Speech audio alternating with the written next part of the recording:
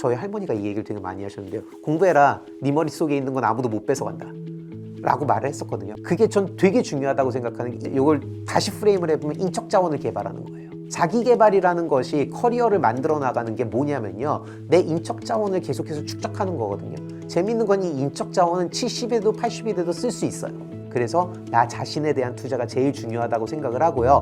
더 중요한 거는 내가 이렇게 나한테 투자를 한다거나 외부에다 투자를 하는 그 인생의 목표가 뭔지에 대해서 좀 고민을 해보셔야 된다고 저는 생각을 해요.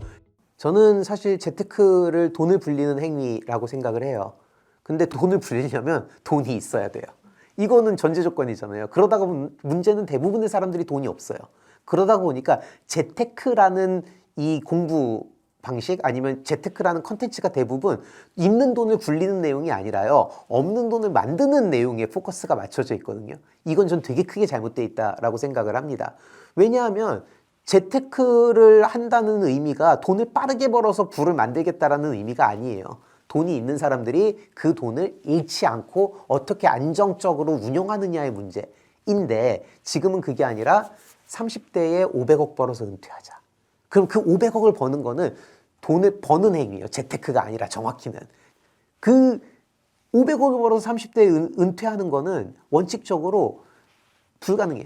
모든 사람들이 되게 재밌는 게 저희가 어제였어요. 어제 이제 유튜브를 보다가 나온 게 우리 모두 500억 벌어서 은퇴합시다라는 문구가 있더라고요. 전 국민이 500억을 벌어서 은퇴를 하려면 어떻게 하면 되는지 아세요? 한국은행에서 500억을 찍어서 모두에게 주면 됩니다.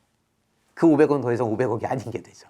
이게 뭐냐면 인류 5천년 역사상 단 한 번도 전 국민이 500억을 벌어서 은퇴해본 경험은 없어요. 인류가. 그 어떤 나라도요.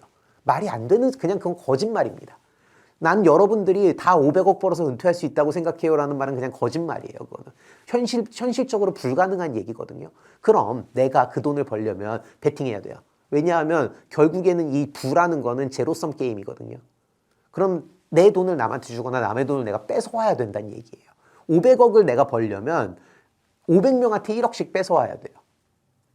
확률상 내가 1억을 뺏기는 500명 안에 들어갈지 그 500억을 뺏어오는 한 명이 될지에 대한 확률을 따져보세요. 그렇죠. 그럼 아마도 최소한 저는 잃는 쪽에 들어가 있을 거예요. 그러면 500억을 벌어서 30대에 은퇴하는 걸 목표로 한탕을 했는데 실패했어요. 실패한 500명은 어떻게 해야 돼요? 거리로 나앉게 되겠죠. 그럼 죽어야 되나? 거기서 인생 그만둘 거예요? 아니잖아요. 내 인생은 소중해요. 그렇잖아요. 내 인생이잖아요. 이게 되게 중요한 게 어렸을 때 이제 우리 할머니들, 할아버지들이 했던 말, 저희 할머니가 이 얘기를 되게 많이 하셨는데요. 공부해라. 네 머릿속에 있는 건 아무도 못 뺏어간다. 라고 말을 했었거든요. 그 당시에는 실제로 돈을 많이 뺏어갔대요. 그러니까 그런 말을 했던 것도 있는데 내 머릿속에 있는 거랑 내가 체득한 거는 못 뺏어가요. 그게 전 되게 중요하다고 생각하는 게 이거를 조금 프로페셔널하게 이걸 다시 프레임을 해보면 인적 자원을 개발하는 거예요. 자기 개발이라는 것이 커리어를 만들어 나가는 게 뭐냐면요. 내 인적 자원을 계속해서 축적하는 거거든요. 재밌는 건 이 인적 자원은 70에도 80이 돼도 쓸 수 있어요. 근데 이 재테크라고 불리는 빠르게 돈을 버는 방법들은 한 번 실패하고 나면 재기가 안 되는 방법들을 자꾸 얘기를 해요. 자, 테슬라에다가 몰빵을 해가지고 한 번에 돈을 벌재요. 그러면은 테슬라에 모두가 몰빵을 하면 어떻게 되겠어요? 존재할 수 없잖아요. 그런 상황이. 기본적으로 말이 안 되는 얘기들에 내 인생을 베팅을 하는 건 저는 옳지는 않다고 생각을 합니다. 그게 뭐냐면 인생은 실전이에요. 내가 갖고 있는 건 그 누구도 뺏어가지 못해요. 내 머릿속에 있는 건. 그래서 나 자신에 대한 투자가 제일 중요하다고 생각을 하고요. 더 중요한 거는 내가 이렇게 나한테 투자를 한다거나 외부에다 투자를 하는 그 인생의 목표가 뭔지에 대해서 좀 고민을 해보셔야 된다고 저는 생각을 해요. 결국 돈을 버는 이유는 뭐예요? 인간답게 살기 위해서입니다. 근데 돈에다 집착해보면, 돈에만 집착을 해버리다 보면 거기에 함몰돼가지고 다른 모든 걸 잊게 돼요. 그게 지금이거든요. 그러다 보니까 내 인생에서 500억을 버는 게 목표였다면 99.9%의 확률로 패배자가 될 확률이 높아요. 근데 500억을 못 벌었다고 패배자인가요? 아니잖아요. 그렇지는 않잖아요. 그게 단지 목표를 돈 버는 것으로 세웠기 때문이고요. 그건 되게 이상한 상황이기 때문에 내 인적 자원에 투자를 하는 측면에서 자기 개발이 저는 더 중요하다라고 생각을 합니다. 저는 상식적으로 이해가 되는 게 제일 중요하다고 생각을 해요. 그게 이제 제가 항상 전 블록체인이랑 뭐 비트코인이랑 이런 것도 많이 보거든요. 근데 되게 많은 이야기를 해요. 그쪽 업계에서도 예를 들면. 근데 듣다 보면 좀 쎄한 것들이 많아요. 그러니까 좀 이상한데? 뭐라고 탁 집어서 얘기하기는 어렵지만 뭔가 이상해 라고 생각하는 말들이 되게 많이 들려오거든요. 근데 꼭 그 업계뿐만이 아니라 요새 뭐 주식을 알려주는 유튜버라든지 아니면 뭐 여러 뭐라고 하나 이 투자하는 유튜버라든지 이런 사람들도 보면은 가만히 듣다 보면 서로 상반된 말들을 하는 경우가 되게 많아요. 근데 우리가 그거를 딱 집어서 요거 잘못된 얘기야라고 찍어내진 못해도 듣다 보면 조금 이상한 것들이 되게 많거든요. 근데 저는 인간의 이 직관이라는 것만큼 정말 대단한 이 분석 알고리즘은 아직 없다고 생각을 해요. 이게 뭐냐면 우리는 사방팔방에서 오는 이 수많은 정보를 실시간으로 스크리닝을 해내고서 필요한 것만 탁탁 찝는 역량이 있단 말이죠. 그게 우리 뇌의 위대함이거든요. 근데 그 어떤 알고리즘도 그렇게 해줄 수 없어요. GPT조차도 지금 보면은 그 정보를 잘 스크리닝 해주는 역할을 하잖아요. 우리만큼 못해요. 그것도. 왜냐면 내가 필요한 건 내가 제일 잘 알거든요. 이게 굉장히 효율적인 분석 알고리즘인데 이 직관적으로 그리고 상식적으로 말이 안 되는 얘기들을 걸러낼 수 있는 게 굉장히 중요하다라고 저는 생각을 하거든요. 그래서 여러분들이 뭔가 이렇게 컨텐츠를 보거나요. 아니면 누군가에게 수업을 듣거나 아니면 누군가의 주장을 듣거나 아니면 누군가 얘기를 하면서 좀 이상하다라는 느낌이 들잖아요. 그럼 이상할 확률이 굉장히 높아요. 앞뒤가 안 맞는 말을 하는 경우에 우리가 이런 위화감이라는 걸 느끼거든요. 그게 우리 촉이라고도 불리고요. 다 직관의 한 종류인데 이게 왜 중요하냐면 내가 완전히 믿고 이게 완전히 맞는 얘기라면 내가 완전히 이해를 해서 납득이 가게 설명할 수 있어요. 예를 들면 1 더하기 1이 2인 거를 우리가 왜 설명을 수많은 예를 들어서 설명할 수 있잖아요. 너무나도 잘 아는 사실이기 때문에. 근데 예를 들면 이건 뭐 기술이 너무 어려워서 아니면 이거는 뭐 내용이 너무 복잡해서 이런 이유들로 내가 사실 당신이 알아듣게 설명은 해줄 수 없지만 내 말을 믿어라. 이게 우리의 미래다. 이런 얘기를 하는 사람들이 있잖아요. 그러면은 사실 저는 그런 말들이 옳을 확률이 굉장히 낮다라고 생각을 합니다. 저도 이제 어려운 책들을 어렸을 때부터 읽었어요. 그리고 그게 왜 그랬냐면 제가 고등학교 때 마키아벨리의 군주론을 읽었거든요. 그게 뭐냐면 허세예요, 허세. 되게 나는 이런 책들도 읽을 수 있어라는 그 허세인데 당연히 이해를 못하죠. 근데 뭐 한비사 같은 거를 막 고등학교 때 읽으려고 그랬었거든요. 근데 어릴 때부터 그런 뭔가 지적 허세에 대한 이 로망이 있던 아이로서 어려운 책들을 갖다 놓고 막 읽으려고 하다 보니까 깨달은 게 뭐냐면요. 모르는 건 넘어가야 돼요. 이해가 안 되는 거를 붙들고 있어야 할 이유가 없는 게 우리 현대사회에 사는 우리는 지식이 엄청나게 방대해요. 그러면 그것 중에 선별적으로 내가 받아들이는 게 되게 중요하거든요. 이제 GPT 같은 경우가 그런 케이스거든요. 챗 GPT가 뭐냐면 내가 필요로 하는 정보를 인간의 언어로 잘 검색해서 스크리닝해서 주는 역할을 하는 거잖아요. 그것과 같이 내가 직관에 의해서 이게 재밌고 재미없고 필요하고 필요 없고를 타다다닥 보면서 읽는 게 되게 중요해서 첫 번째 대원칙, 제가 책을 읽을 때 대원칙이 너무 진지하게 읽지 않는다예요. 집중을 하면 안 됩니다. 그러다가 어느 순간에 집중이 되는 순간이 있어요. 어떻게 책 한 권 읽는데 계속 집중을 해요? 그거는 이상하잖아요. 딱 내가 읽다 보면 필요한 부분이나 재밌는 부분이나 나한테 맞는 부분에 확 집중이 돼요. 그러면 그때 집중해서 읽으면 되는 거예요. 근데 그러다 보면 보다 보면 그 부분이 있어요. 하는 부분들이 있단 말이에요. 그런 부분들을 꼼꼼하게 읽습니다. 보다가 나도 모르게 집중을 해가지고 우와 그러고 보다 보면 그 부분을 꼼꼼하게 읽는 거예요. 이게 저는 직관에 의존한 독서 방법이라고 생각을 하는데 그렇게 되면은 옆에 뭐가 필요하면 핸드폰이 필요합니다. 그래서 보다가 탁 재밌는 부분에서 막히면 찾아보는 거예요. 그러면은 궁금증이 확 하고 풀리면서 이 카타르시스를 느낄 때가 있거든요. 되게 행복해요. 오 그래 이거지 내가 이렇게 생각했어 라는 그게 있거든요. 결국에 독서의 목적이 뭐냐? 지식 습득도 중요하죠. 하지만 내 만족이에요. 그게 제일 중요하거든요. 내가 궁금한 걸 찾아보고 내가 별로 알고 싶지 않은 거는 넘어갈 수 있는 선택적 독서가 전 되게 중요하다라고 생각을 하고요. 그러다가 보면 되게 재밌는 게 전 책을 읽을 때 항상 이걸 느끼는 게 앞에서는 별 생각 없이 읽었고 넘어가면서 쭉 읽다가 그러고 앞으로 다시 넘어가요. 이게 왜 일어나냐면요. 내가 별로도 안 중요하다고 생각했던 게 뒤에 가니까 필요한 거예요. 그럼 이게 능동적 학습이거든요. 내가 원해서 공부를 하는 게 제일 중요하다고 생각을 합니다. 저요. 저는 참 이게 애매한데요. 저는 일단 교수로서는 제가 원하는 공부를 하는 거를 원해요. 그리고 많은 학생들을 가르쳐서 이 아이들이 취직을 잘하는 것도 좋겠지만 물론 취직보다도 좀 세상을 이렇게 살아가는 데 있어서 도움이 됐으면 좋겠다라는 생각을 하거든요. 이 학생들은 결국에 학점을 받으려고 내 수업을 듣는 건 맞지만 그래도 내 수업을 듣고 나서 좀 세상을 대하는 자세가 좀 바뀌었으면이라고 생각을 하는 게 있고요. 경제학자로서는 좀 많은 사람들이랑 소통을 하고 싶습니다. 그리고 많은 사람들이 좀 경제학에 관심을 가져줬으면 하는 게 이게 돈 버는 거랑은 좀 달라요. 예를 들어 제가 아까도 말씀드렸지만 돈 버는데 정말 중요한 정보가 있으면 남한테 안 줘요라는 거랑 반대의 맥락으로 이게 이렇게 재밌는 게 있는데 나만 아는 게 너무 억울한 거인 거거든요. 사실 전 경제학이 되게 재밌거든요. 근데 이렇게 재밌는 거를 좀 다른 사람들도 재밌게 들어줬으면 좋겠다라는 생각이 있습니다. 그래서 좀 이렇게 많은 분들이 경제학에 관심을 가지고 경제학적인 관점에서 세상을 바라볼 수 있으면 만족할 것 같습니다. 제가 어릴 때 저희 할머니가 저한테 그러셨어요. 네 머릿속에 있는 건 아무도 뺏어가지 못한다 라고 말씀을 해주셨거든요. 근데 전 그게 되게 중요하다고 생각을 해요. 이 계속해서 급변하는 이 상황에서 현대사회가 너무 빠르게 변하고 있거든요. 어제 내가 배웠던 거나 어제 내가 생각했던 게 오늘 적용이 안 될 확률이 되게 높아요. 그럴 때는 특히나 더 기본에 충실한 게 중요하다고 생각을 합니다. 그러다가 보니까는 조금 더 근본적인 고민들을 많이 해보시면서 상황에 대해서 유연하게 대처할 수 있는 능력을 키우기 위한 자기개발이 굉장히 중요하지 않을까라고 생각을 합니다. 인플레이션은 가격이 오르는 걸 얘기를 합니다. 근데 왜 가격이 오르느냐 그러면은 경제가 잘 돌아가서 가격이 오르는 경우가 많아요.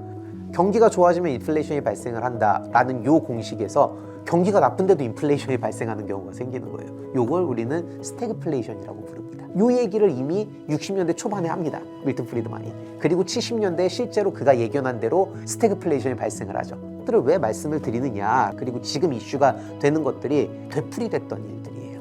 이게 이번엔 다르다 아니면 이거 완전히 새로운 거예요 라는 말은 어떻게 보면은 옛날에 무슨 일이 일어나는지 잘 이해를 못해서 나오는 말일 확률이 높고요.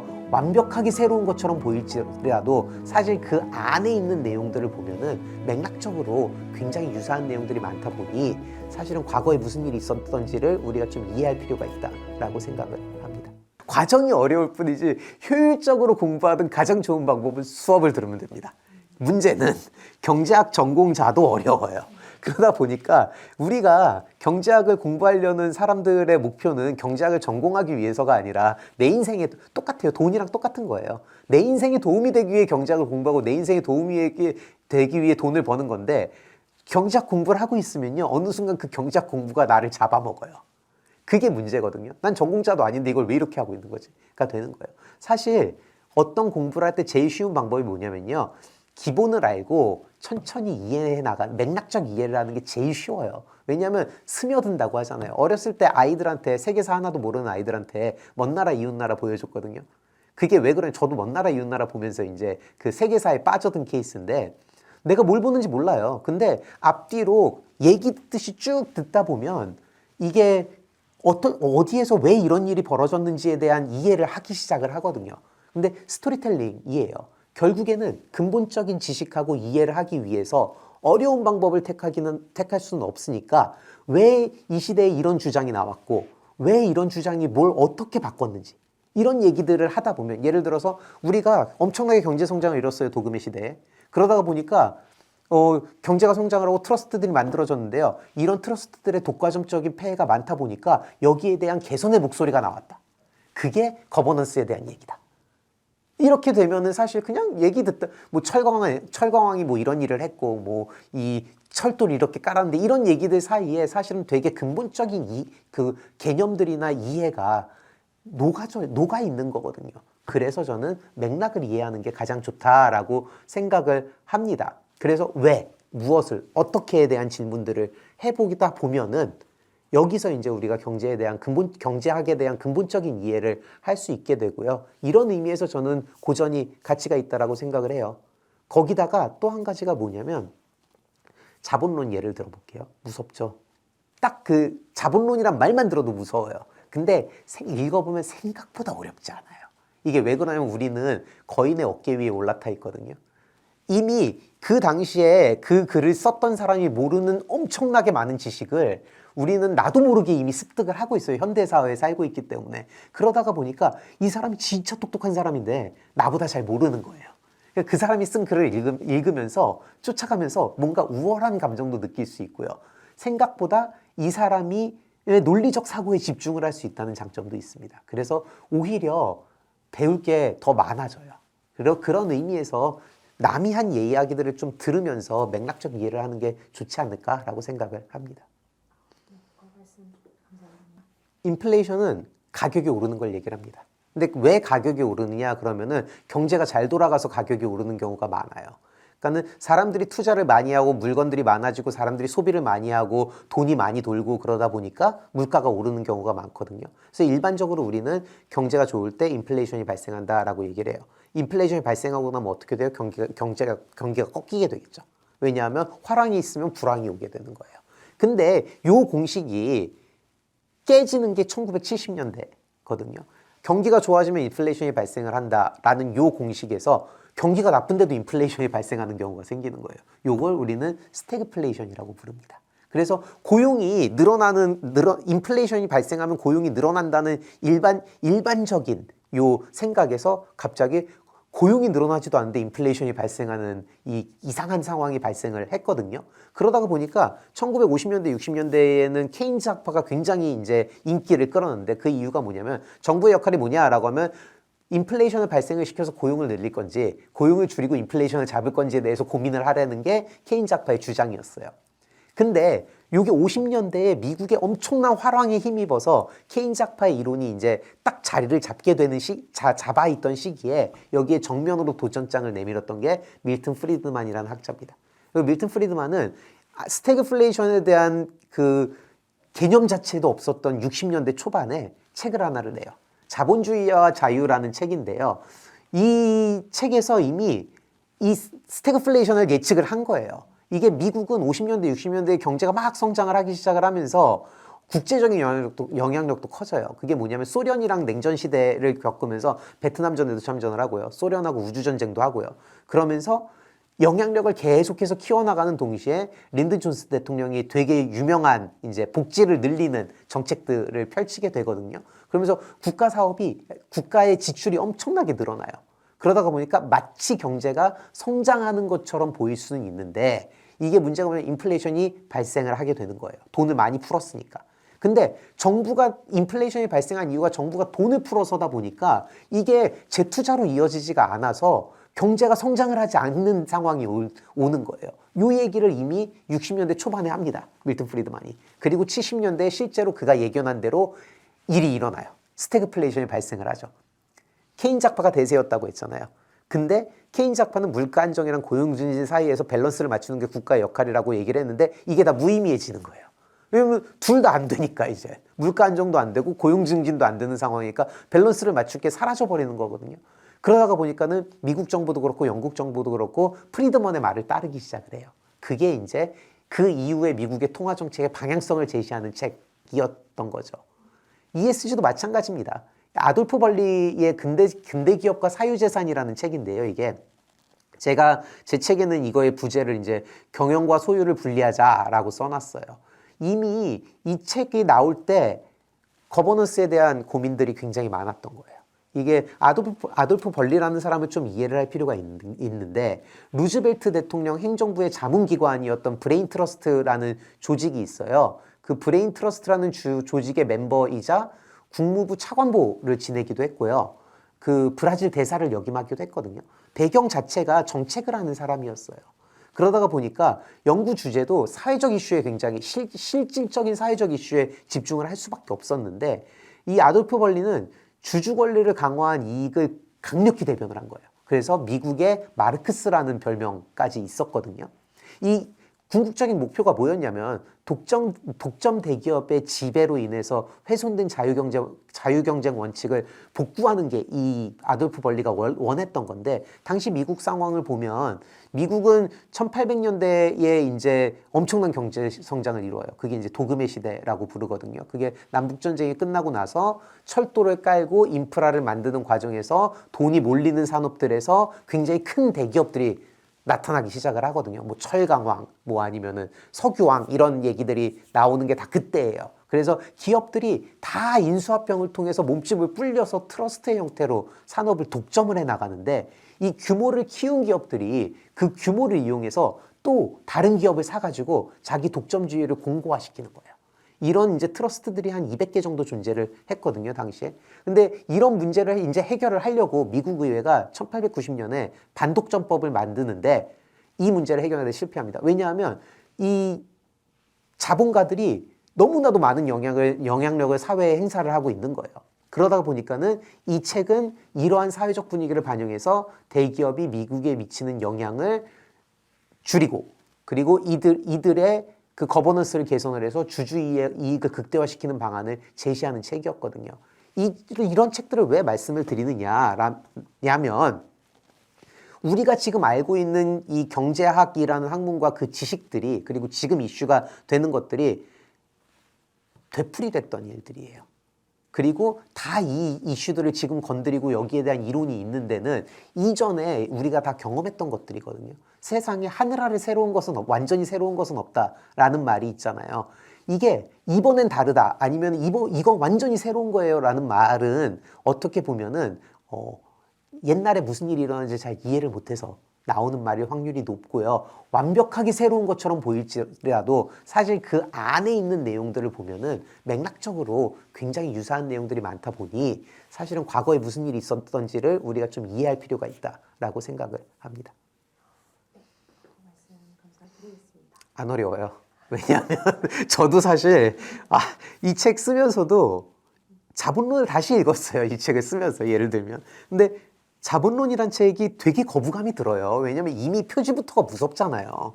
근데 그 안에 컨텐츠가 생각보다 쉬운 이유가 뭐냐면, 일단 정말 옛날 책들은요, 철학서적 같아요. 그러니까는 알맹이가 많이 없어요, 생각보다. 그리고 요새 책들은 되게 친절하게 써줍니다. 그러다가 보니까 사실은 제일 읽기 어려운 책들이 60년대, 70년대 책들이에요. 그 책들은 좀 어려울 수 있어요. 왜냐하면 이게 컨텐츠가 되게 빡세게 들어가는 경우가 많거든요. 근데 문제가 뭐냐면, 그런 책들조차도 우리가 읽기에 굉장히 많은 지식을 이만큼 쌓아놓고 있다 보니까 생각보다 훅 읽힙니다. 그리고 중요한 거는 책을 읽는 목적성에 있다고 저는 생각을 하는데, 그 책을 이렇게 놓고 줄 빡빡 거가면서 전공자처럼 읽지 않으면 돼요. 모르는 부분은 모르고 넘어가면 되는 거예요. 근데 옆에 핸드폰을 갖다 놓으시는 거죠. 궁금한 게 있으면 찾아보는 거예요. 위키피디아가 너무 설명을 잘해주거든요. 그러다가 보니까 이 고전을 읽는 것 자체는 어렵지 않고, 이 경제를 아예 몰라도 읽는 거는 굉장히 쉬운데요. 여기서 제일 어려운 게 뭐냐면 진입장벽입니다. 시작하는 게 제일 어려워요. 그래서 제가 이제 이 책을 쓴 이유가 뭐냐면, 읽다가 재밌어 보이는 책이 있잖아요. 그거를 보시면 됩니다. 내가 좋아하는 걸 읽으면 돼요. 내가 흥미가 돋지 않는 걸 일부러 막 읽을 필요가 없다라고 저는 생각을 하거든요.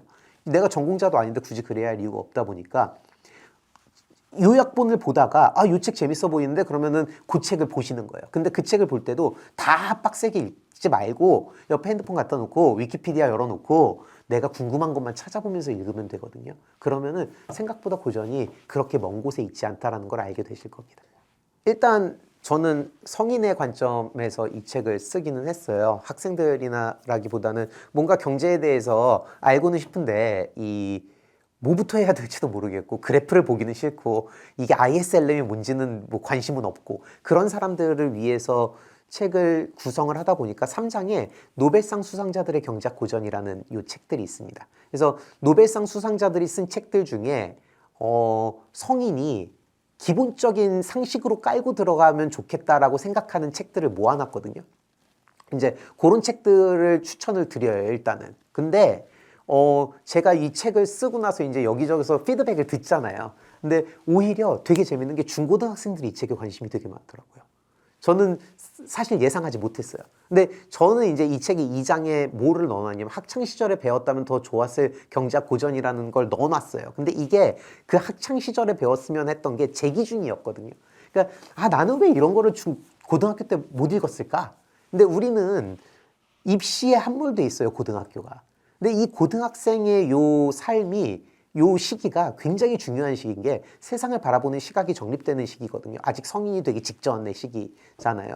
그러다가 보니까는 저는 이제 돌이켜보면 예를 들어서 뭐 갤브레이스의 풍요한 사회라던가 아니면 게리 베커의 인적 자본이라던가 아니면 우자와 히로우미의 자동차의 사회적 비용이라던가 뭐 이런 책들 있잖아요. 뭐 스티글리츠의 세계화와 그 불만 이런 책들이 어떻게 보면 그 어린 아이들의 시야를 좀 트여줄 수 있는 책들인데 그런 것들을 제가 어릴 때 못 읽은 게 되게 아쉬워서 이런 책들을 여기다 넣어놨거든요. 뭐 에스모글로의 국가는 왜 실패하는가 이런 책들이 되게 철학적인 것처럼 보이면서도 어떻게 보면은 내가 이렇게 보고 있는 세계를 열어주는 역할을 하는 책들이에요. 공부하듯이 읽을 필요는 없겠지만 한 번쯤 훑어보는 거는 도움이 되지 않을까라고 생각을 합니다. 미국 인플레이션이 너무 높다. 이거 모르시는 분 계세요? 이거를 모르는 사람이 없어요. 이게 무슨 의미냐면 이 경제적 활동이라는 게 우리 삶에 있어서 계속해서 중요해지고 있다는 얘기입니다. 사람들의 관심도 높아지고 있고요. 그리고 사람들의 관심이 높아지는 이유가 실질적으로 우리 삶에 밀접하게 연계되고 있다는 얘기인데 이게 왜 그러냐면 이런 것들을 이해를 하고 있잖아요. 그러면은 위기 대응 능력이 커진다고 합니다. 그러니까 이게 위험관리 측면에서 굉장히 중요한 얘기인 거거든요. 그러다가 보니까 경제와 경제학이라는 이 분야를 공부를 하다 보면 내 삶에 대한 불안이 줄 수 있어요. 그리고 현실에서 더 나은 선택을 미리미리 계획해서 하는데 굉장히 중요한 기준들이 내 머릿속에 생겨나게 되는 측면에서 경제에 대한 공부는 중요하다라고 생각을 합니다. 제가 이 질문 받고 울었어요. 제가 이 질문 받고 울었는데 네. 제가 이제 2004년 말 2005년이었죠. 2005년이었네요. 2005년부터 투자은행에서 일을 했어요. 그래서 2008년에 회사를 그만뒀는데 회사를 다니는 동안 월급이 꼬박꼬박 들어와요. 그리고 인센티브도 받잖아요. 그러니까 어린아이가 20대 중반의 어린아이가 큰 돈을 만지게 된 거예요. 그러니까 뭘 하겠어요? 투자를 하죠. 뻥튀기 하고 싶죠, 당연히. 근데 2006년에 시장이 진짜 좋았어요. 그러다가 보니까는 제가 알루미늄주들에서 재미를 많이 봤어요. 그래서 뭐 알루미늄 캐나다랑 리오틴토랑 뭐 이런 그 알코아랑 이런 회사들이 이제 M&A를 하는 과정에서 제가 돈을 많이 벌었습니다. 억 단위로 벌었어요. 그래서 어깨에 뽕이 많이 들어갔죠. 그러니까 이게 내 실력으로 나는 그렇게 됐다고 생각을 한 거, 장이 워낙 좋아서 그랬던 건데 내 실력으로 나는 이 시장을 이길 수 있다라는 생각을 갖게 됐는데 2008년에 리만 브라더스 주식의 가격이 뚝뚝뚝뚝뚝 떨어지고 있었어요. 오만했죠. 저 회사가 망할 리는 없다. 내가 금융권에서 일하는데 내가 좀 아는데 저 회사 망할 리 없어. 그래서 리만에 올인을 합니다. 그게 2008년 7월? 8월? 요때예요. 딱 회사 그만둘 때였거든요.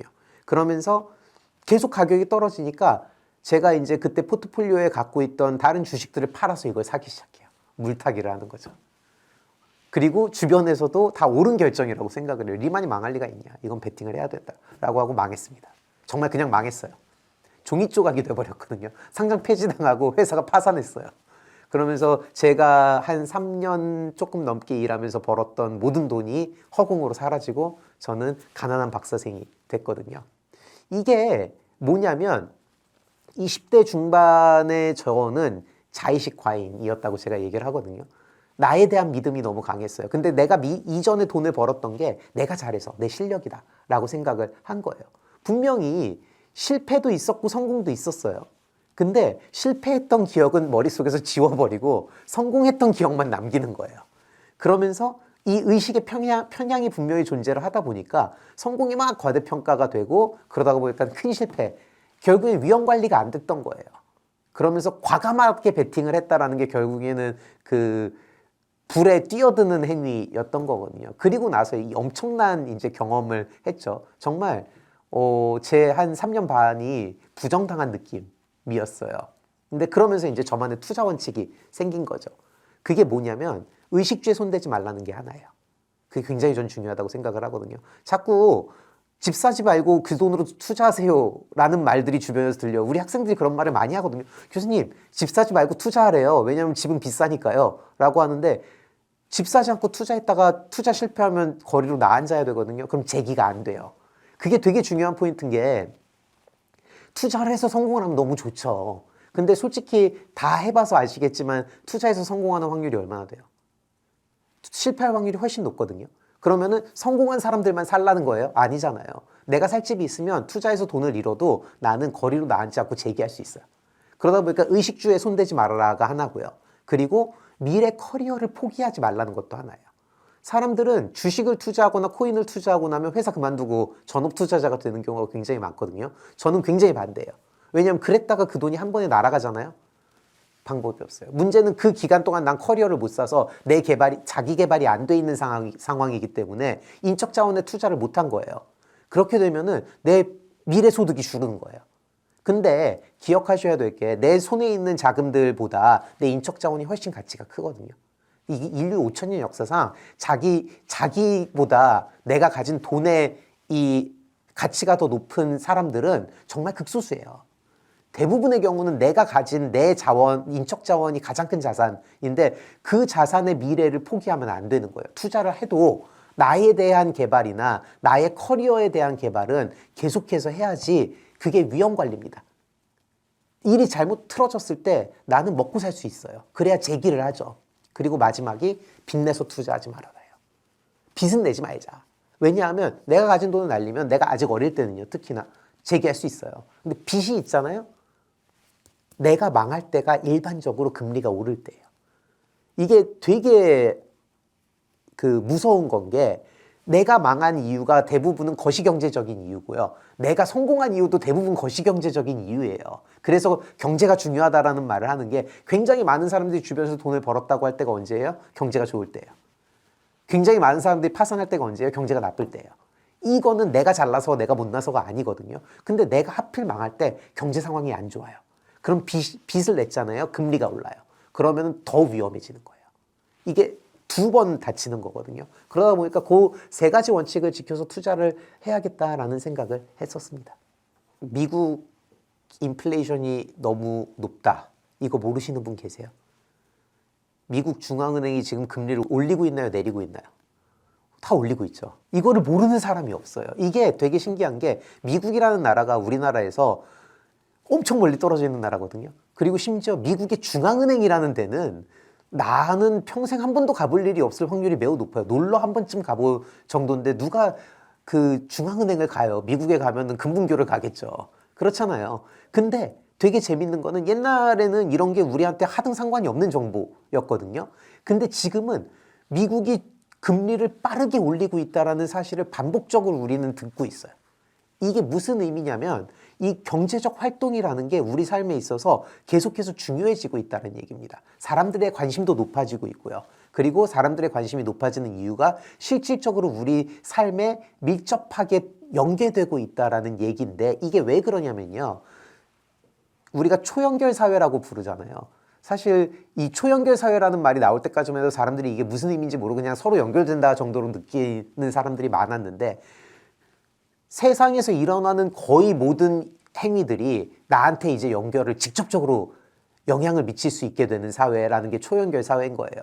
그게 뭐냐면 미국에서 금리를 올렸을 때 내가 내 삶에 있어서 경제적인 의사결정을 내릴 때 직접적으로 그 정보가 이제는 영향을 미칠 수 있다는 거예요. 내가 집을 사는데 예를 들어서 이사를 가려고 그래요. 근데 미국에서 금리를 올리고 있다고 해요. 그럼 예전 같은 경우에는 미국에서 금리를 올리는 거랑 우리나라랑은 영향이 없지 않았겠지만 내 일상과는 큰 영향이 없었지만 지금은 은행 대출 금리가 거의 실시간으로 저쪽이랑 연동이 돼서 왔다 갔다 거리고 있단 말이에요.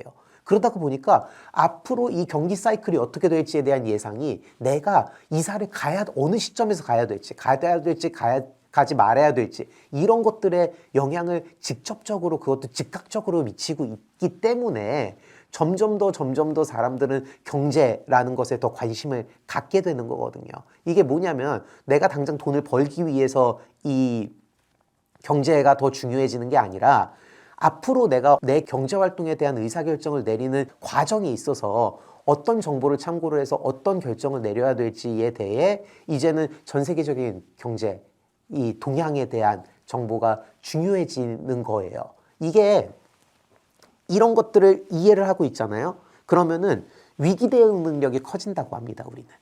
당장 이 정보가 나한테 돈이 돼서 중요한 게 아니라요. 그러면은 미국이 금리를 이렇게 빠르게 올리고 있는데 예를 들어서 이게 언제쯤 금리가 올라가는 속도가 줄어들 거냐?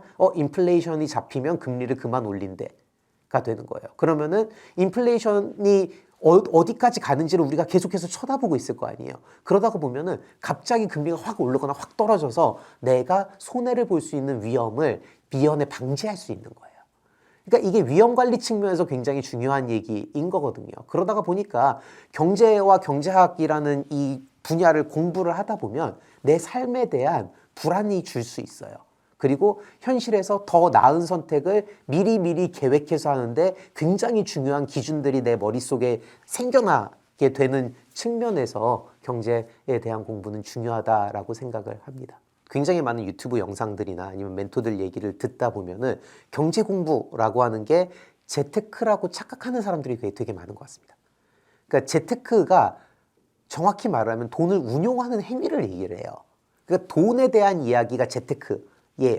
그리고 투자라는 것은 내가 현재 가지고 있는 자본을 지금 쓰지 않고 소비하지 않고 그 소비를 미래로 미루는 행위를 투자라고 부르거든요. 그러니까는 뭐 투자나 재테크가 돈의 운용이 뭐 경제학의 범주 내에 들어갈 수도 있을 것 같기는 해요. 경제라는 이 큰 범주 내에 들어갈 수는 있긴 하지만 경제 공부를 재테크와 동일시하는 거는 굉장히 위험하다라고 생각을 합니다. 그게 왜 중요하냐면 요새 어린아이들이 이제 경제 공부 시키자라고 하면서 자꾸 유튜브 같은 데서 무슨 내용들이 나오냐면 이 아이에게 장사하는 법을 가르쳐요. 아니면은 뭐 1,000만 원을 주고 1억 만들기 뭐 이런 것들을 가르친단 말이에요. 근데 경제 공부나 경제학이라는 거는요. 정확히 말하면 우리 사회가 작동하는 원리를 배우는 거지 100만 원을 가지고 1억을 만드는 게 아니에요. 그거는 장사인 거죠. 정확히는. 그래서 경제는 내가 오늘 100만 원이 있으면 이 돈으로 내 삶에 무엇을 할 수 있는지를 배우는 게 경제입니다. 예를 들어서 그 돈으로 지금 내가 100만 원어치 소비를 할 수도 있죠. 아니면은 그 100만 원을 가지고 저축을 해서 소비를 뒤로 미룰 수도 있어요. 아니면 그걸 가지고 주식을 살 수도 있는 거고요. 그걸 가지고 부동산을 살 수도 있는 거겠죠. 그러면은 이 100만 원이 우리 경제 내에서 어떤 역할을 하고 이게 내 효용을 위해서 어떻게 일을 할 수 있는지를 배우는 게 경제 공부예요. 그래서 돈에 집중하는 게 아니라 인간 사회, 내 자신에게 집중을 하는 게 이제 경제학인 거거든요. 이런 관점에서 저는 경제학을 이렇게 생각을 해요. 세상을 보는 관점에 대한 학문이라고 생각을 하거든요. 경제학을 한마디로 표현을 하면 희소한 자원의 효율적 배분이에요. 자원이 희소함을 배우는 게 하나, 이 희소한 자원을 어떻게 효율적으로 배분하느냐라는 게 하나예요.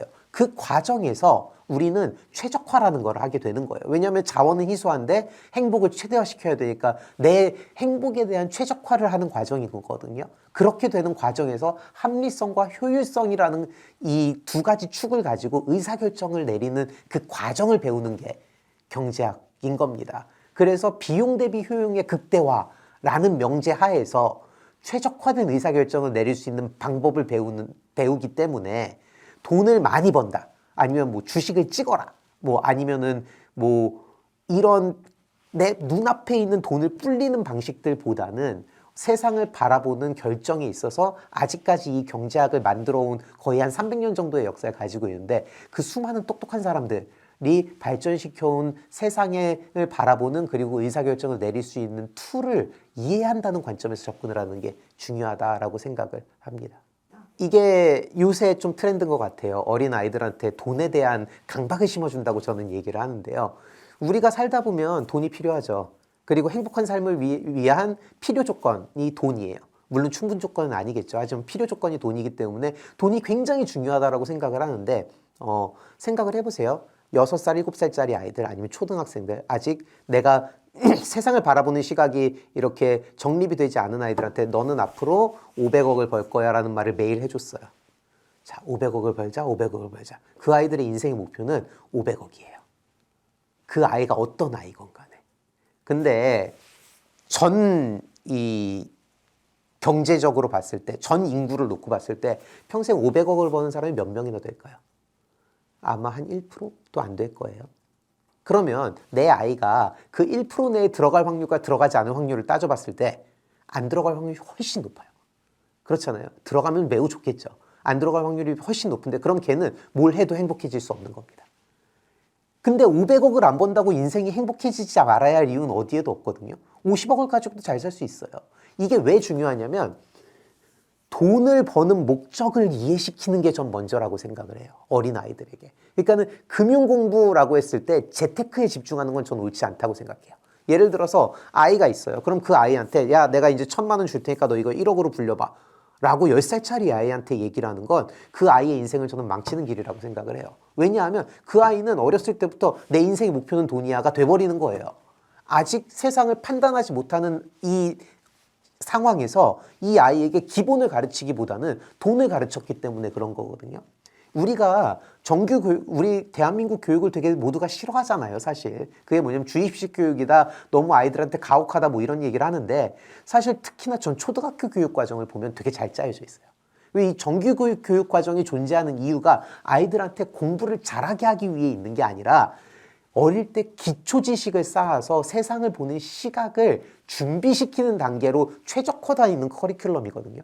즉 인간이 인간다운 삶을 살게 하는데 가장 기초적인 이야기가 우리 초등학교 정규 교육 과정이라는 거예요.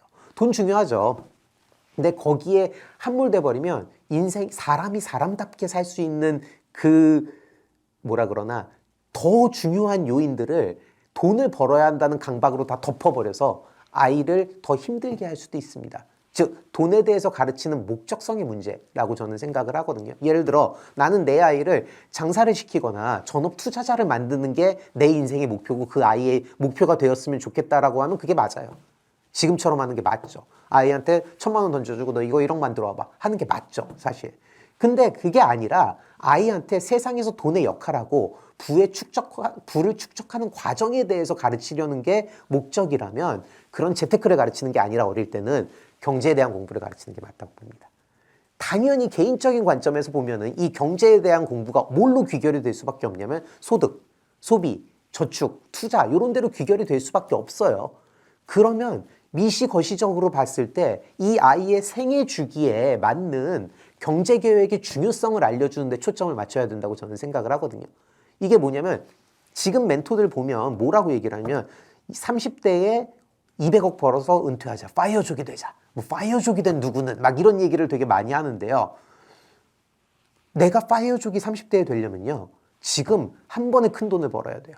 지금 한 번에 큰 돈을 벌어야 되려면 베팅을 해야 돼요. 도박을 해야 되거든요. 결국에는. 실패하면 어떡할 거예요?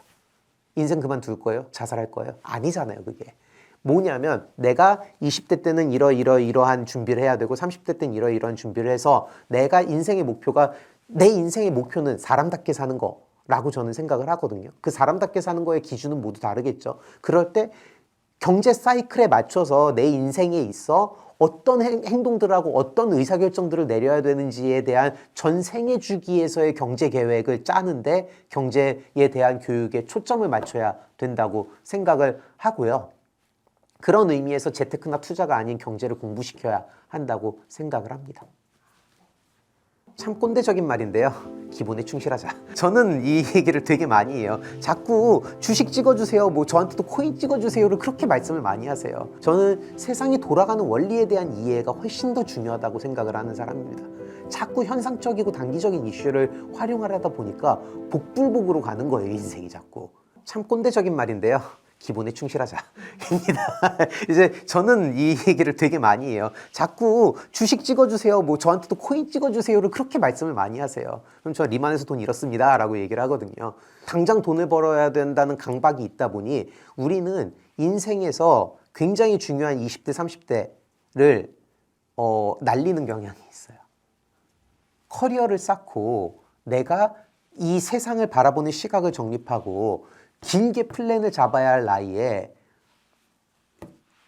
투자에 실패해서 허우적대고 그 화면만 바라보고 있고 밤에 잠도 못 자서 커리어를 망치고 이런 일들이 굉장히 많거든요. 저는 세상이 돌아가는 원리에 대한 이해가 훨씬 더 중요하다고 생각을 하는 사람입니다. 자꾸 현상적이고 단기적인 이슈를 활용하려다 보니까 복불복으로 가는 거예요, 인생이 자꾸. 근데 문제는 이게 확률에 기댄 도박인데요. 살다 보면 업이 있고 다운이 있을 수밖에 없어요. 그거는 너무 당연한 얘기고 업이 다운보다 많은 게 중요한 겁니다. 내가 돈을 막 벌어가지고 팍 하고 치고 올라가는 게 중요한 게 아니라 다 해봤더니 업이 다운보다 많으면 나는 잘한 거예요. 근데 그런 것들에 대해서 돈도 마찬가지고 커리어도 마찬가지고 이 고민을 해봐야 되는 게 내가 20대 때 이렇게 확 돈을 벌 확률이 얼마큼인지에 대한 냉철하고 객관적인 판단이 희망은 전략이 될 수 없다라고 말씀드렸잖아요. 희망이 아니에요. 이거는 내가 합리적으로 선택을 하는 전략이 돼야 되거든요. 즉 미래와 희망을 속삭이는 사람들 말은 좀 걸러 들으실 필요가 있다라고 저는 생각을 합니다. 경기는 항상 사이클이 있어요. 무슨 소리냐면 이 상황도 당연히 종식이 될 거예요. 그거는 너무 당연한 얘기입니다. 이건 대원칙이에요. 무슨 점쟁이도 아니고 그냥 무조건 그래야만 하는 거예요. 좋은 시절이 올 거예요. 또 나쁜 시절이 올 거고요. 그러다가 보니까 투자의 기회가 될 수 있어요. 당연히. 위기인 동시에 기회인 거죠. 근데 문제는 언제예요. 결국에는 언제가 중요한 거예요. 당연히 모릅니다. 이거를 안다고 얘기하는 사람들을 믿으시면 안 되는 거예요. 이게 되게 중요한 포인트인 게 그래서 제가 크게 볼 필요가 있고 기본에 충실할 필요가 있고 이런 얘기들을 하는 게 각종 지표들을 보면서 그래프를 보면서 막 설명해 주는 사람들이 있잖아요. 미래를 그 사람들은 볼까요? 자, 일단 그 사람들이 보면요. 말 안 해줘요. 그렇죠. 예를 들어서 뭐 이 30대에 돈을 벌어서 파이어족이 됐는데 내가 이 노하우를 여러분들과 나누고 싶어서 이런 강의를 한다라고 얘기를 하잖아요. 그 사람은 실제로 파이어족이 된 게 아니라 당신들 돈을 받아서 파이어족이 되려고 그러는 거예요. 이게 뭐냐면 그렇게 좋은 정보가 있는데 왜 남이랑 나눠요? 이상하잖아요. 그리고 나눌 거면 돈을 안 받고 나눠요. 진짜로 그랬다면. 근데 돈 받잖아요. 그 정보 주면서. 전혀. 그래서 안다고 속삭이는 사람들의 말은 믿으면 안 돼요. 당연히 연준 의장조차도 몰라요. 우리 제롬 파웰 씨도 경기가 언제 좋아질지 알 수가 없는 게 그때 가서 봐야 되는 거예요. 한 가지 확실한 거는 위기는 기회예요. 이거는 바뀌지 않습니다. 왜냐하면 사이클이 좋아질 거니까. 무슨 소리냐면 본인이 쥐고 있다가 보수적으로 움직이면서 조금 늦어도 되거든요. 항상 최저점에서 뭔가를 할 필요는 없어요. 그럴 수도 없고요. 그건 운이에요. 그게 아니라 큰 방향성이 맞으면 된다고 저는 생각을 하고 기회가 올 겁니다. 당연히 올 거고요. 그때 자신이 원하는 대로 가기 위해서는 이 위기를 먼저 극복해야 하는 거예요. 키워드라고 하기에는 좀 어려워서요. 제가 격언으로 바꿨어요. 그래서 첫 번째 제가 생각하는 격언이 희망은 전략이 될 수 없답니다. 참 너무나도 많은 사람들이 희망을 속삭여요. 요새 이제 플랫폼 기업들 보면 그렇잖아요. 돈을 실제로 안 벌고 있어요, 회사가. 근데 미래에 독점을 해서 돈을 벌 거래요. 그런 희망들은 전략이 될 수 없습니다. 오늘 실적이 나는 기업들, 오늘 실적이 나는 투자처가 사실은 되게 중요한 거예요. 마찬가지예요. 사람에게도 마찬가지거든요. 내가 500억을 벌어서 은퇴하지라는 건 전략이 될 수 없어요. 그건 그냥 희망인 거예요. 전략이라 함은 자, 내가 20대 때, 30대, 40대, 50대 때, 60대 때 이런 목표를 위해서 이런 지출 계획이 필요한데 여기에서 이 자본을 어떻게 조달할 것인가에 대한 방향성이 필요한 거인 거예요. 그래서 첫 번째가 희망은 전략이 될 수 없다. 두 번째가 이번엔 다르다라는 말 뒤에는 항상 경제 위기가 와요. 이게 정말 인류사에 반복되는 패턴이거든요. 예를 들어서 2000년대 IT 버블 때를 볼게요. 2000년대 IT 버블 때 뭐라 그랬어요? 인터넷이 깔려서 세상이 바뀌고 이게 다 IT 기업들이 이렇게 터지면서 이 신세계가 펼쳐져서 이번에는 정말 다르다라고 하고 버블이 왔죠. 그 버블이 터졌죠. 1800년대 미시시피 버블에서 똑같았어요. 신세계가 열린다. 루이지애나의 새로운 프랑스를 건설할 것이다. 나에게 돈을 달라. 이번엔 다르다. 정말 새로운 거다. 라고 하고 루이지애나 버블, 미시시피 버블이 터졌어요. 이게 뭐냐면 지금도 똑같아요. 기술의 발전에 의해서 새로운 세계가 열린다. 블록체인은 우리의 미래를 바꿀 것이다. 메타버스는 이렇다. 라고 얘기를 하죠. 아마도 위기가 올 겁니다. 이게 굉장히 중요한 포인트라고 생각을 해요. 왜냐하면 이번엔 다르다라는 말이 너무 정말 한 10년 주기로 반복이 되고 있어요. 그럼 뭐가 그렇게 다른 건지에 대해서 좀 진지하게 고민해 보실 필요가 있어요. 그게 두 번째. 세 번째가 30년 뒤의 미래에 대해서 되게 많은 얘기들을 해요. 메타버스가 바꿀 30년 뒤의 미래. GPT가 바꿀 30년 뒤의 미래. 이런 얘기, 블록체인이 바꿀 30년 뒤의 미래. 이런 얘기를 되게 많이 하거든요. 3시간 뒤에 어디 계실지 아세요, 지금? 그렇잖아요. 저 3시간 뒤에 어디 있을지 잘 모르겠어요. 30년 뒤의 미래를 고민하는 사람들은 100년에 한 번 나올까 말까 한 뭐 나폴레옹 같은 엄청나게 대단한 위인이라던가요. 아니면은 위대한 위대한 그 미래학자, 엘빈 토플러 같은 사람들 있잖아요. 아니면 점쟁이 아니면 사기꾼이에요. 엘빈 토플러나 나폴레옹이 아닌 이상엔 아마도 점쟁이나 사기꾼일 확률이 매우 높습니다. 이게 왜 중요하냐면요. 저는 미래 얘기를 할 때요. 한 2년에서 3년 뒤에 얘기를 해요. 30년 뒤에 저는 은퇴하고 없을 거예요. 그때 제가 일을 하고 있으면 뭐가 크게 잘못된 거예요. 그렇잖아요. 내가 뭐 크게 잘못했으니까 그때 일을 하고 있는 거잖아요. 30년 뒤의 미래는 내일 아니거든요. 그거를 인지를 하시고 나서 우리가 그렇게 세상을 바꿀 거라고 얘기했던 블록체인 지금 어디 갔나요? 작년 요맘때쯤 우리가 메타버스를 매일 외쳤거든요. 어디 갔죠? 지금은 GPT를 외치고 있잖아요. 이게 되게 중요한 포인트라고 생각을 해요. 그래서 세 가지를 정리를 하면 희망은 전략이 될 수 없다. 이번엔 다르다라는 말 뒤에는 경제 위기가 없다. 30년 뒤의 미래를 고민하는 사람은 생각보다 별로 없어야 한다. 이 세 가지를 꼽고 싶습니다.